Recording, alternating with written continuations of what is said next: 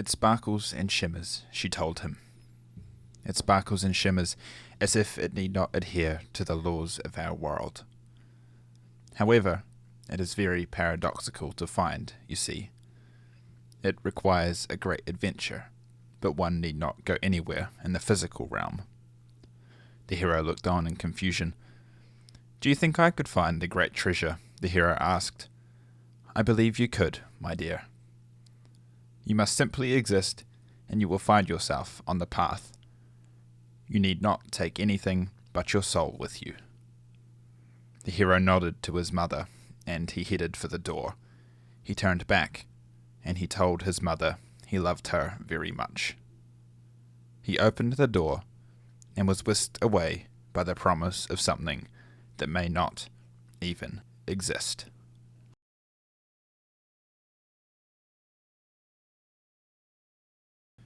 Into the streets of New York the hero stepped.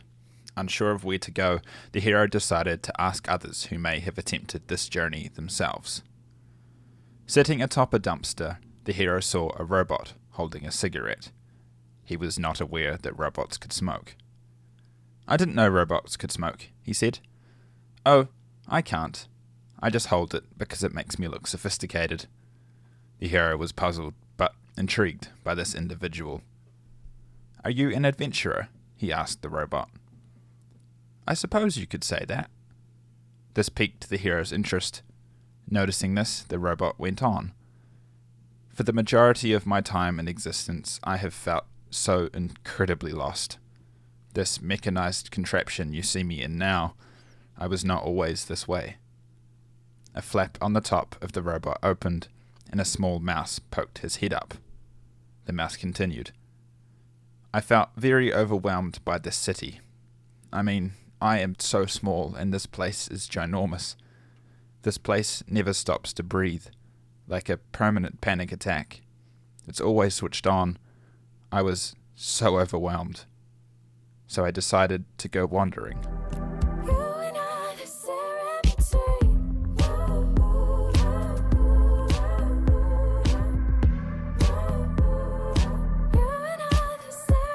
While wandering around the world beyond the city, I was walking off the tension that had built up inside of me. Everything felt like it was coming so naturally for a while, but eventually, after I had walked off all of that tension, it felt like a new life was being ruptured inside of me. Maybe there's a past life coming out inside of me. Oh, maybe there's a past life coming out inside. Like having a word on the tip of your tongue, or forgetting what you were about to say. It just wasn't quite all together yet, and I was exhausted. But then I found this busted robot, covered in moss, surrounded by flowers. It felt like a gift from existence, a treasure for the pain I have endured on my adventure, as you called it.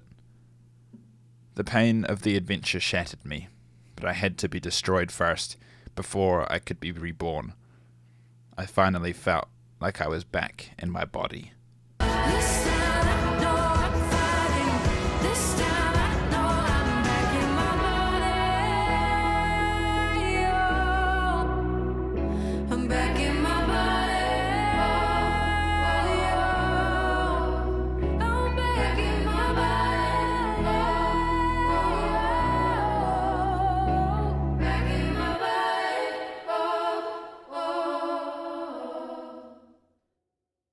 The mouse's eyes were wet. They glistened in the light. He popped back down into his robot. The hero wiped tears from his own eyes. Thank you for sharing your adventure, he said. You're welcome, my friend.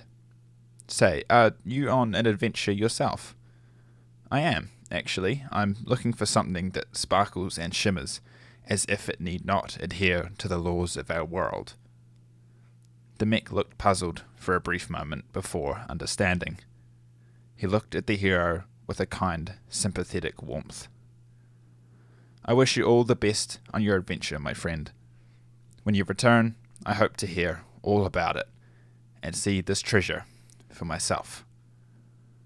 With confidence infused, the hero decided to leave the city just as the mouse had. The mouse popped out of his mech again to watch the hero as he disappeared into the distance. And again his eyes, they began to glisten.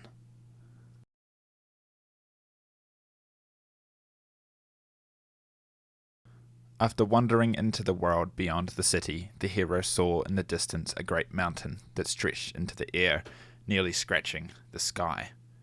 He thought that climbing the mountain was an adventurous sort of thing to do, and that the treasure may be up there, where it is hard to reach. So up he went. At the top of the mountain he found a bird, sitting on the ground watching the sun set over the world.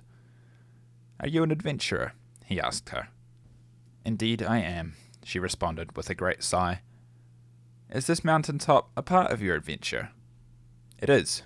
Actually, this is the end of my adventure." The hero looked around, a bit puzzled.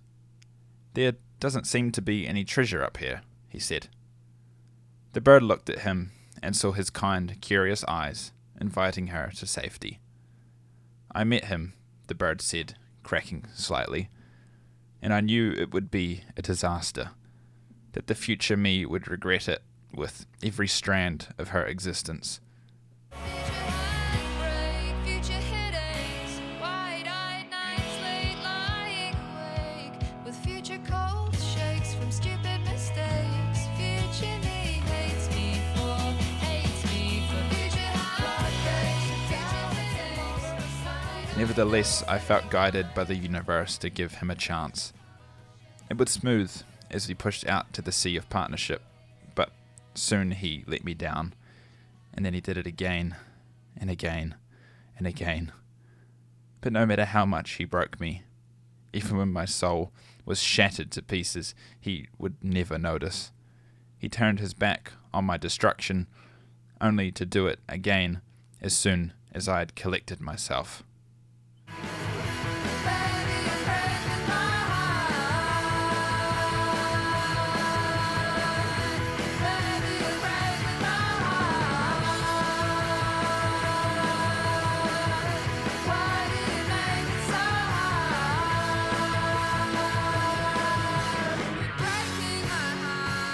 But I'm sick of it. I'm at the end of my tether, the lowest my soul has ever felt, she said, wiping away the tears, trying her best to remain composed. But I've realized how much more there is to existence, away from him and his forever dismissal of everyone but himself. I want to be far away, left out of the torturous antics of his being, as he goes on depleting joy from the world. I've hunted down the good in me, and it is more than enough. I am all that I need. This is my treasure, and I have come here to create it. The hero looked on in awe. He could feel the strength and the pain radiating as she neared the end of this torturous adventure she had stumbled into. The bird took out her cell phone, and, with tears in her eyes, glistening in the saffron light, dialed a number. She took the phone to her ear and severed the weight from her life. The hero watched on as the anger stormed out of her, leaving behind only euphoria.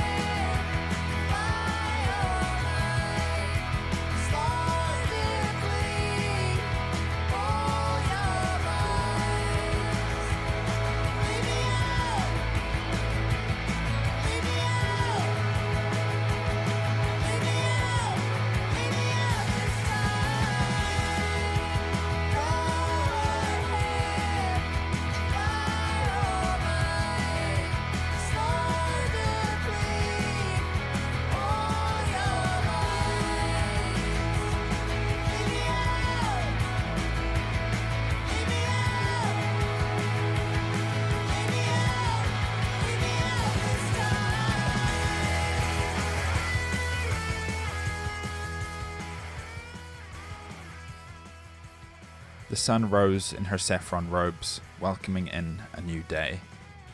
The hero woke to the warmth on his face, but he realized he was no closer to finding the treasure, that which sparkles and shimmers as if it need not adhere to the laws of this world. He descended the mountain, wondering where to wander next, where the treasure could be hiding. Just in the distance, he saw a spirit. The spirit told him of the adventure she had been on, to fight for the future of her people. She was the spirit of a rebel who rebelled against a regime that banished creativity. While fighting for everything she cared for and the future of her people, she sustained injuries that forbade her from this earth. Now she must ascend. Her flickering ethereal eyes glisten, for she knows that her purpose is finished, and that good things will come for those left behind, thanks to her sacrifice.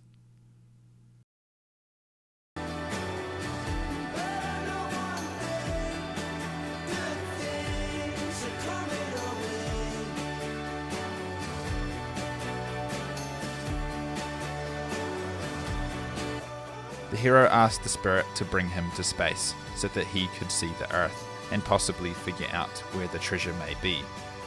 She obliged, as she was going there anyway. In space, while holding a great big breath, the hero met an astronaut. The astronaut had decided to come to space for some peace and quiet, away from the forever noise of Earth. She was deeply broken by all the problems and all the senselessness that is enacted every day, and wanted away from it all.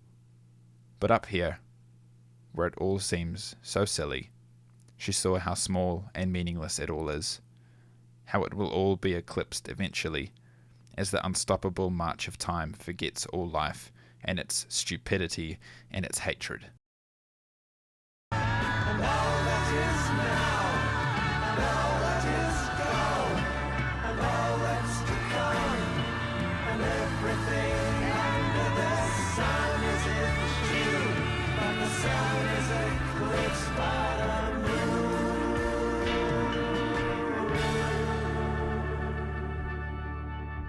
Deeply disturbed by the darkness of the astronaut, the hero floated back down to Earth and headed for a shining light coming from the desert. He thought perhaps that this is where the treasure lay. The shining was instead an angel who sang for glory in an oasis of perfection. The angel, like the astronaut, had seen all of the hatred in the world and was utterly destroyed by it. But the angel then found this paradise in the desert, where seemingly nothing could thrive. Then he understood that if one only looks for darkness, darkness is all that one will find. So the angel looked for love, and he found it everywhere, in far greater aura and passion than the dark.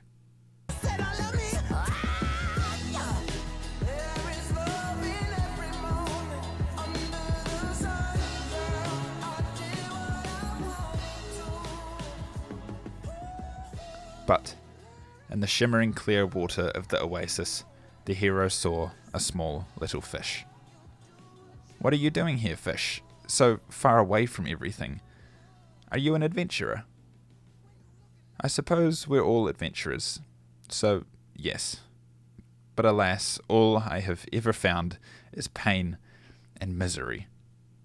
The hero looked on with those curious, inviting eyes, welcoming the fish to safety.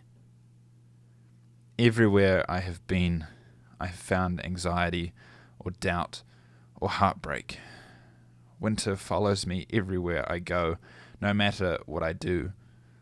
I've become frozen inside, terrified of what comes next, even if it may promise warmth, because I know I'll break it."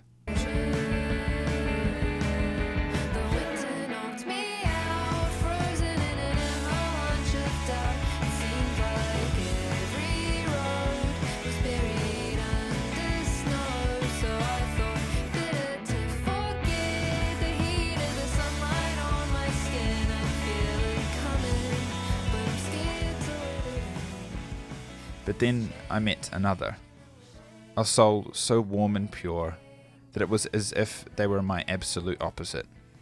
They bring summer behind them while I bring winter, yet they love me so much. As much as I wish to be with them and embrace their love, I cannot. I find myself physically incapable, as I am adamant my coldness will destroy them, no matter how much they assure me otherwise. I came like I was built to break. You stay like it's a passing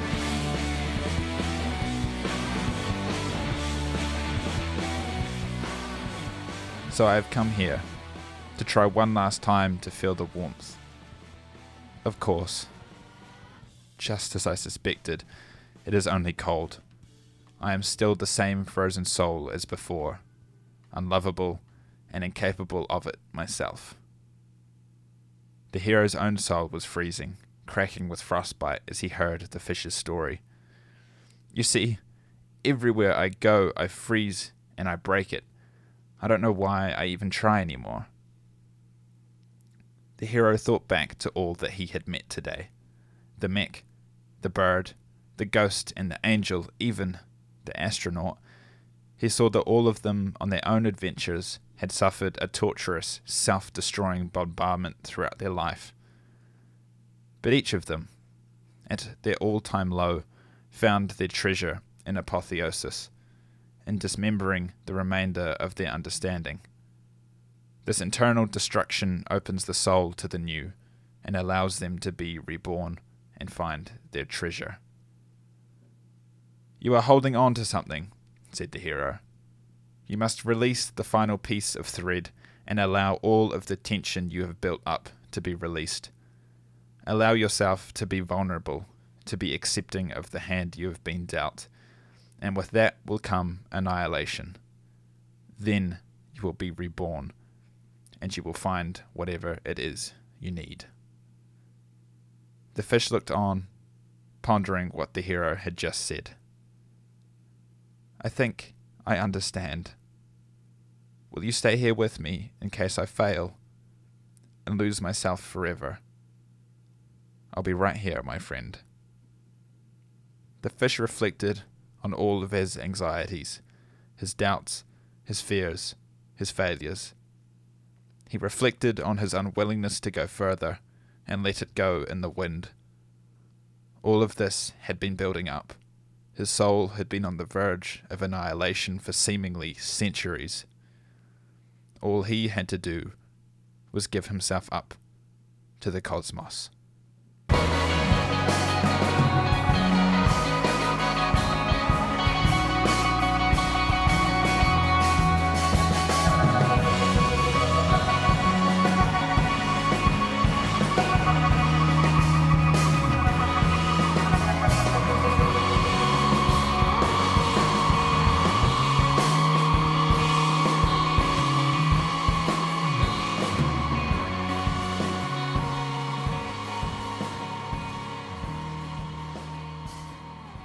The hero had seen annihilation in all of its forms. He saw individuals rediscover what it meant to be themselves. He saw individuals discover what was holding them back and find the strength to let it go. He saw individuals see through the fabric of the universe and be destroyed or enlightened. Yet, he himself had still not found the treasure, that which sparkles and shimmers as if it need not adhere to the laws of his world. He fears that the treasure does not even exist. Defeated, he wandered back to New York, away from the oasis, beneath the astronaut, past the mountain, and back into the realm of the past. Nothing had changed. He was the same. Through the streets he wandered home, taking care to avoid the street where the robot was, as he was embarrassed that he could not find the treasure that sparkles and shimmers. To his home he wandered. He had returned, but with no treasure. His mother will be disappointed, but he knows she will still love him. She has always loved him, no matter how many mistakes he has made. Whenever he feels lost in this universe, she centers him. The hero opened the door to his home.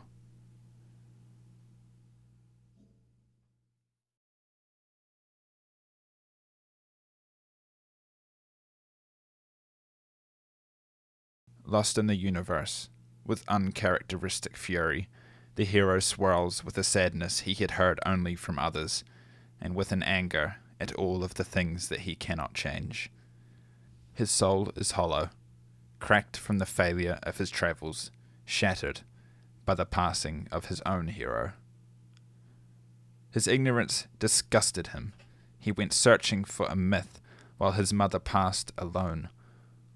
He saw others find euphoria, and yet he found only misery. "Did you find it?" a familiar voice asked. The hero looked up to see the robot, radiating a sort of kind warmth that the hero felt appalled by. "The treasure? No. It doesn't even exist," the hero said, with an embarrassed anger. The robot looked on at him with tender, empathetic eyes, gifting his presence in silence. The hero then came to the realization. "Will you stay with me, in case I fail and lose myself forever?" "I'll be right here, my friend." The hero sat in the dirt. His eyes glistened carefully in the rain, and he finally found that which sparkles and shimmers as if it need not adhere to the laws of his world. Tears at a funeral, I might break. Angry at all the things I can't change. When you're lost in the universe, don't lose faith. My mother said your whole life is in the hand of God. Nothing has changed, He is the same. Your whole life's in the hand of God. Nothing has changed, He is the same. Your whole life's in the hand